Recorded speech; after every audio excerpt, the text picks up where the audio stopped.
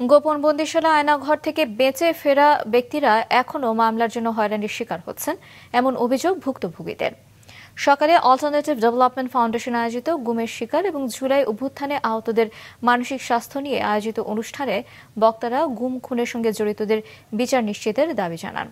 একই সঙ্গে যারা গুমের শিকার তাদের পুনর্বাসনের কথা বলেন। অনুষ্ঠানে গুম কমিশনের এক সদস্য জানান, গুম থেকে বের করার সময় ৯৯% ব্যক্তিকে ভুয়া মামলা দেয়া হতো। একাধিক মামলা দিয়ে দীর্ঘদিন জেলে রাখা হতো।